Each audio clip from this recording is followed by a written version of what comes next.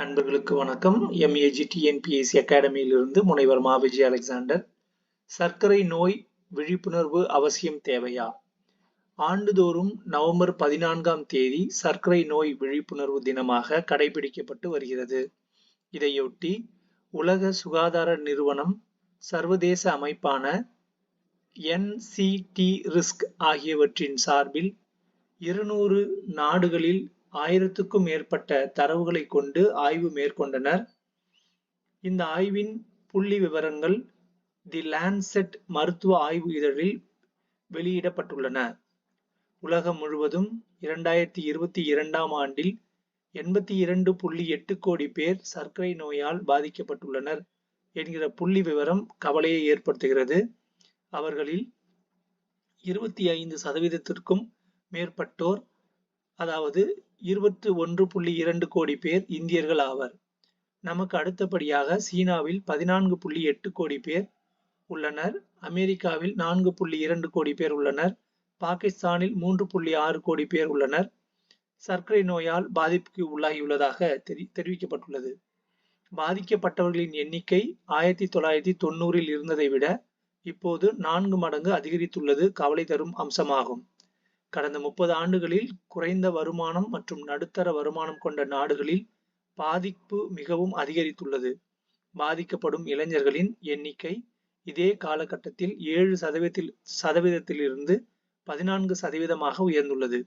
இதில் மிகவும் அச்சம் கொள்ள வேண்டிய விஷயம், உலகம் முழுவதும் 30 மற்றும் அதற்கு மேற்பட்ட வயதுடைய 44.5 கோடி பேர், அதாவது சுமார் 60% பேர் சர்க்கரை நோய்க்கான சிகிச்சை பெற முடியாதவர்களாக உள்ளனர் என்பதுதான். இதில் 1/3 பங்கான 13.3 கோடி பேர் இந்தியாவில் வசிப்பவர்கள் ஆவர். இந்தியாவில் சர்க்கரை நோயால் பாதிக்கப்பட்டுள்ளவர்களில் சுமார் 30 லட்சம் பேருக்கு கண்கள் பாதிக்கப்பட்டுள்ளன. இந்திய மருத்துவ ஆராய்ச்சி கவுன்சில் ICMR கடந்த ஆண்டு மேற்கொண்ட ஆய்வின்படி 10 கோடி பேர் சர்க்கரை நோயால் பாதிக்கப்பட்டவர்கள் என்று தெரிவிக்கப்பட்டுள்ளது.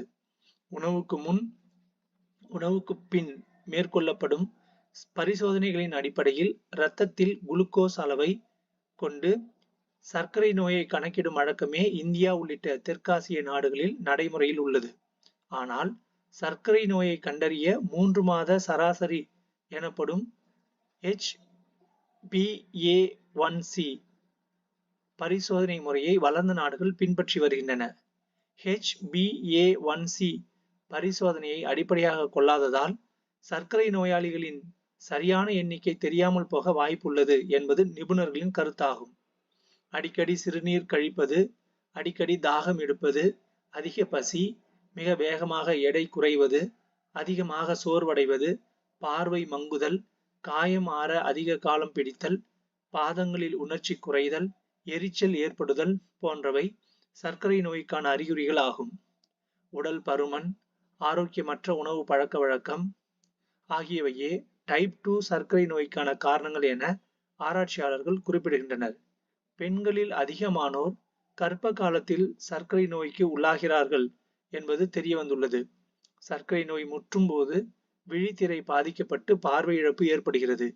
மாரடைப்பு, சிறுநீரக கோளாறு, பக்கவாதம் போன்றவையும் ஏற்பட வாய்ப்புகள் உண்டு. சிலருக்கு கால்களையே அகற்றும் நிலையும் ஏற்படலாம் என்று தெரிவிக்கப்பட்டுள்ளது. சர்க்கரை நோய் எல்லாருக்கும் ஒரே மாதிரியான பாதிப்பை ஏற்படுத்துவதில்லை. அடுத்தவருடன் ஒப்பிட்டு கொண்டு நாமே ஒரு முடிவுக்கு வந்து அலட்சியமாக இருந்துவிட்டால் வாழ்நாள் முழுவதும் பாதிப்புகளை எதிர்கொள்ள நேரிடும். உலக சுகாதார அமைப்பின் ஆய்வு முடிவுகளை எச்சரிக்கை மணியாக எடுத்துக்கொண்டு போர்க்கால அடிப்படையில் மத்திய மாநில அரசுகள் நடவடிக்கை எடுக்க வேண்டும் என்பது அனைவரின் எதிர்பார்ப்பாகும். குறிப்பாக பரிசோதனைகளை அதிகப்படுத்த வேண்டும். சர்க்கரை நோய், அதன் பாதிப்புகள் குறித்து நாடு தழுவிய அளவில் விழிப்புணர்வு ஏற்படுத்த வேண்டும். பெருகி வரும் நகரமய சூழலில் நடைபயிற்சி, யோகா, உடற்பயிற்சிக்கான இடங்கள் அதிகரிக்கப்பட்டு அதில் ஈடுபட மக்கள் ஊக்குவிக்கப்பட வேண்டும். இவ்வாறு நடைமுறைகளை செயல்படுத்துவதன் மூலம் சர்க்கரை நோயை எதிர்கொள்ளக்கூடிய ஆற்றல் மனித குலத்துக்கு உண்டாகும் என்பது திண்ணம். நன்றி.